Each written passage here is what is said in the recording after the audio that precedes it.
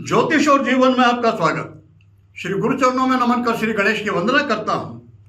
5 दिवसीय दीपावली महापर्व संपन्न हुआ। आप सबने आनंद से मनाया होगा, मैंने भी। मातेश्वरी लक्ष्मी से मैंने स्वयं के लिए भी प्रार्थना की, आप सबके लिए भी, ज्योतिष और जीवन परिवार के जितने भी सदस्य हैं जिन्होंने किसी भी रूप में सहायता की है चैनल की, मेरी भगवती से मैंने प्रार्थना की, मातेश्वरी उन सब पर भी अपने 8 स्वरूपों से कृपा करें। अब बात करते हैं आज की वीडियो में आज के विषय पर। छठ पर्व सूर्य देव की उपासना का विशिष्ट पर्व है। ये छठ माई और सूर्य देव की उपासना बिहार में बड़ा महत्व है इस पर्व का। बिहार के लोग देश के किसी भी कोने पर हैं, यदि वो जा सकते हैं वो अपने स्थान पहुंचते हैं और इस पर्व को मनाते हैं। कार्तिक शुक्ला चतुर्थी से प्रारंभ होता है 4 दिवसीय पर्व और कार्तिक शुक्ला सप्तमी को पूर्ण होता है। चतुर्थी को पहले दिन नहाए खाए, पंचमी को दूसरे दिन खरना, षष्ठी को तीसरे दिन इस पर्व में डूबते हुए अस्त होते हुए सूर्य को अर्घ्य प्रदान करके उनका पूजन होता है और सप्तमी को उदित होते हुए सूर्य की उपासना करते हैं, उनको अर्घ्य दे करके इस व्रत की पूर्णता होती है। इस व्रत के अपने नियम विधान हैं जो बिहार के जो लोग वो मनाते हैं। जिस तरह से एक विशिष्ट पदार्थ, विशिष्ट नैवेद्य बनता है, भोजन की अलग से व्यवस्था होती है। 36 घंटे का करने वाले निर्जला व्रत करते हैं, कई विधान हैं। आम व्यक्ति जो बिहार के नहीं, वो कभी मिलते हैं मुझसे चर्चा करते हैं, इतनी महत्ता है, क्या हम भी उपासना कर सकते हैं? जो वो विधान करते हैं उस तरह का हमसे संभव नहीं होता। क्या कोई सहजता से? कुछ तो विशिष्टता है, निश्चित रूप से विशिष्टता है। तो आज इसी विषय पर चर्चा, हम बिहार के हों या ना हो, किस प्रकार से हम छठ माई की और भगवान सूर्य देव की कृपा प्राप्त कर सकें, इसे समझते हैं। सूर्य देव, हम थोड़ा सा व्रत के इसके अलग हटके बात करते हैं। एक ऐसे देव हैं वो जो प्रतिदिन साक्षात दर्शन देते हैं। जब वो उदित होते हैं, उनका जो सिंदूरी रंग उगते सूर्य में और इतनी सहजता, शालीनता, शांति स्वरूप हो, शांत स्वरूप होता है उनका कि सहजता से उनके दर्शन कर सकते हैं, उन्हें देख के त्राटक कर सकते हैं, करने वाले करते हैं। लेकिन वो धीरे धीरे वो बढ़ते हैं, आगे उनकी गति बढ़ती है और मध्याह्न काल आते आते वो इतने प्रखर स्वरूप को प्राप्त कर लेते हैं कि उनकी तरफ देखना भी मुश्किल। तब उनकी तरफ नहीं देख सकते। यदि उनकी तरफ फिर कोई देखे और अधिक समय तक देखे तो उसके आंखों की ज्योति नष्ट हो सकती है। इतनी प्रखरता, सूर्य के समान वर्चस्व, कहते हैं सूर्य के समान प्रखरता। कोई व्यक्ति इतनी उन्नति, इतनी प्रखर स्थिति को प्राप्त हो जाए कि उससे नजरें मिलाना मुश्किल हो जाए, इसी को कहते हैं सूर्य के समान वर्चस्व होना। लेकिन सूर्य देव एक संदेश दे रहे हैं कि ये अचानक प्राप्त नहीं होता, आसानी से नहीं, इसके लिए एक लंबी यात्रा करनी पड़ती है।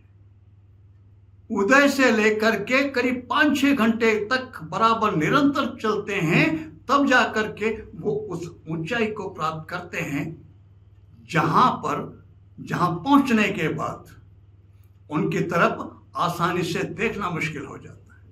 और फिर उसके बाद फिर ढलान शुरू होता है उनका। फिर ढलते ढलते सूर्यास्त की स्थिति बनती है। वो जानते हैं कि मैं ढलान की तरफ जा रहा हूं, मैं अस्त होने वाला हूं, ये जानते हैं। लेकिन जब उस अस्त अवस्था में पहुंचते हैं तब भी उनका रंग वैसा ही जैसा उदित होते समय था। वही लालिमा जो उदित होते समय थी, वही लालिमा अस्त होते समय भी है। उदयति सविता रक्तम एवास्तमयति च संपत्तो च विपत्तो महताम एक रूपता। जो महान व्यक्ति होते हैं वह संपत्ति की, सुखपूर्ण की, समृद्धि की अवस्था में हो, जिस समय उस समय जो व्यवहार उनका होता है, जब वो विपत्ति की अवस्था में होते हैं तब भी उनका वही व्यवहार होता है, तब भी वैसा ही आचरण होता है। ये महान व्यक्तियों के लक्षण हैं। सूर्यदेव से हमें यही सीखना चाहिए। यदि हम अच्छी अवस्था में, प्रगति के उसमें हैं, संपन्न हैं, तब ऐसा नहीं कि उस समय हमारे व्यवहार ऐसा हो जाए कि हमारे पैर जमीन से 2 फीट ऊपर उठ जाएं। इतना अहंकार वो नहीं। और जब अस्ताचल की किसी भी प्रकार से विपत्ति की स्थिति बने तब फिर हम परेशान, हमारा आचरण ही विपरीत हो जाए, वो नहीं होना चाहिए। ये सबसे बड़ा संदेश सूर्यदेव जो हम ग्रहण कर सकते हैं उनसे। एक तो ये कि प्रगति के शिखर पर आसानी से नहीं पहुंचा जा सकता, उसके लिए निरंतर गतिमान रहना पड़ता है, तब जाकर के शिखर तक पहुंच सकते हैं। और शिखर पर पहुंचने के बाद उतार भी निश्चित है, वो होगा ही, लेकिन फिर हमको उसके लिए उस अवस्था को स्वीकार भी सहजता से करना चाहिए और उसी अवस्था में, उसी मस्ती, उसी आनंद, उसी प्रसन्नता में रहना चाहिए जिसमें हम चढ़ाव की अवस्था में थे। यह बहुत बड़ा संदेश। छठ पर्व यदि हम कर सकते हैं तो पहले दिन चतुर्थी तिथि को सूर्यदेव का जैसे भी हम कर सकें, और कुछ नहीं तो आदित्य हृदय स्तोत्र का पाठ करने, सूर्य गायत्री मंत्र का जप करें। व्रत कर सकते हैं तो व्रत कर लें। दूसरे दिन भी सामान्य रूप से इसको जारी जो हमने पहले दिन किया वही करें। तीसरा दिन महत्वपूर्ण है, छठ के दिन, कार्तिक शुक्ला षष्ठी, उस दिन व्रत करना चाहिए। और संध्या समय, जिस समय सूर्यदेव अस्ताचल को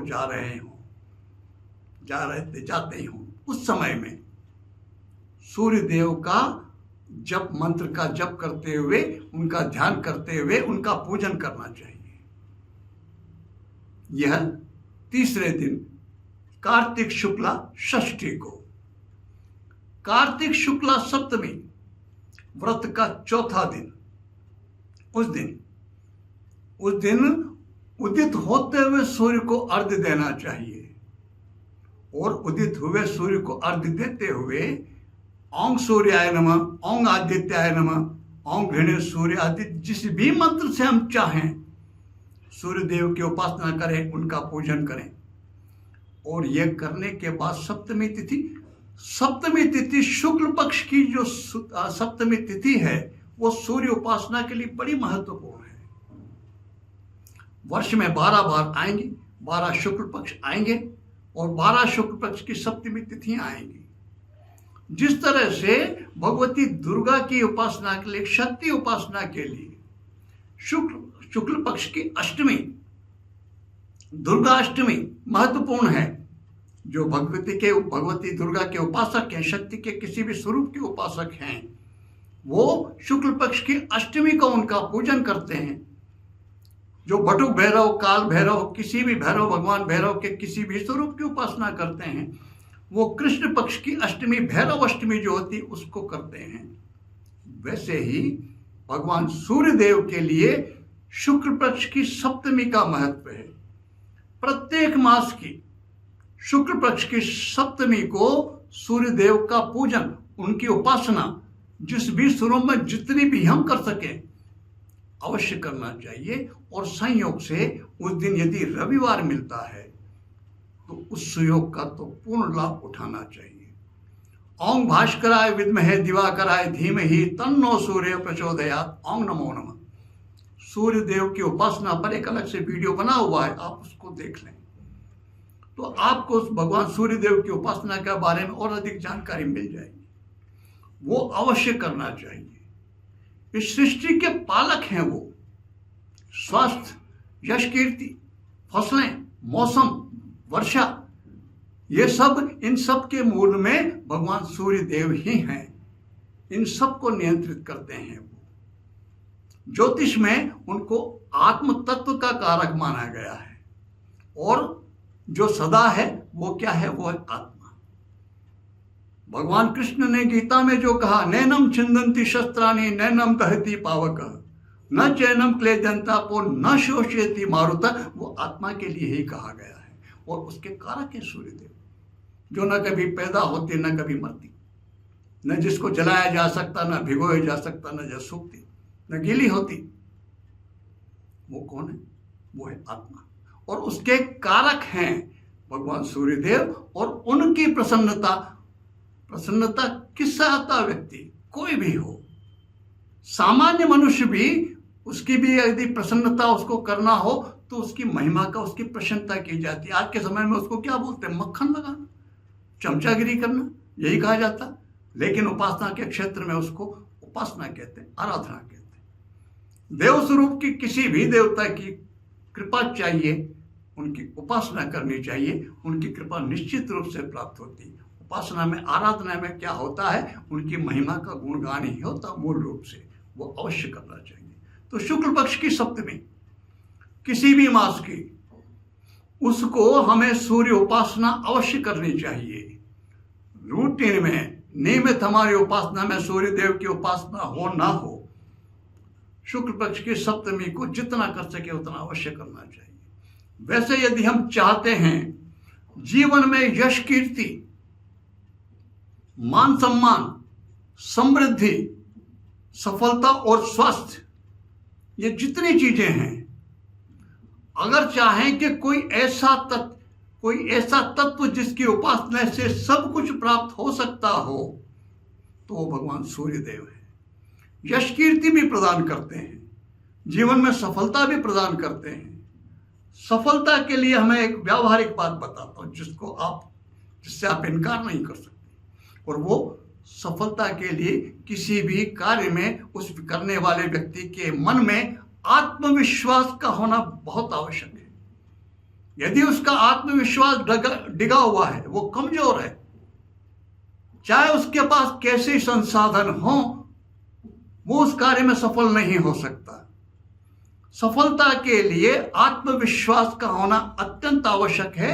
और भगवान सूर्यदेव कारक हैं आत्मविश्वास के, कॉन्फिडेंस के कारक हैं वो। यदि कॉन्फिडेंस की कमी महसूस होती है, आत्मविश्वास में कमी महसूस होती है, तो सूर्यदेव की उपासना फिर बहुत आवश्यक है। यदि वो है और करते हैं तब तो बात ही। और स्वास्थ्य संबंधी कोई समस्या है, चर्म रोग की समस्या है, और किसी भी प्रकार की स्वास्थ्य संबंधित कमजोरी अगर है, तो उसमें भी सूर्यदेव की उपासना सहायता करती है। समृद्धि, यश, कीर्ति, वो तो पालक हैं सृष्टि के। हमारा भारत देश कृषि प्रधान देश रहा है और आज भी अर्थव्यवस्था का जो चक्र है वो कृषि के जो उत्पादन है उनके दम पर ही घूमता प्रधान रूप से। वह प्रधान है, और भी घटक हैं उसके अर्थव्यवस्था के, लेकिन प्रधान चक्र क्या है? वो है कृषि। कृषि, खेती से उत्पन्न होने वाले उत्पाद। जिस वर्ष कृषि, खेती, फसलें बिगड़ जाती हैं, उस वर्ष आर्थिक स्थिति थोड़ी चरमरा जाती है। और सृष्टि को, इस कृषि के फसलों को उगाने के लिए वर्षा का और सूर्य के तपन का, दोनों का होना बहुत आवश्यक है। और दोनों के ही मूल में भगवान सूर्यदेव है। क्या नहीं देते वो? सब कुछ प्रदान करते, सफलता देते, समृद्धि देते, यश, कीर्ति देते, स्वास्थ्य देते। इसलिए हमको जो भी चाहिए उस बात की कामना, प्रार्थना करने की आवश्यकता ही नहीं। केवल सूर्यदेव की उपासना नियमित रूप से करें तो ये जो चीजें उनके पास हैं वो प्रसन्न होंगे, वो स्वतः प्रदान करेंगे ही करेंगे। तो आप सबके ऊपर सूर्यदेव पूर्ण रूप से कृपा करें, आपके जीवन को पूर्ण रूप से समृद्ध, सफल, समृद्ध और यशस्वी बनाएं। इसी प्रार्थना के साथ आप सबको छठ पर्व की बधाई की शुभकामनाओं के साथ मैं आप सबको नमन करता हूं। नमस्कार।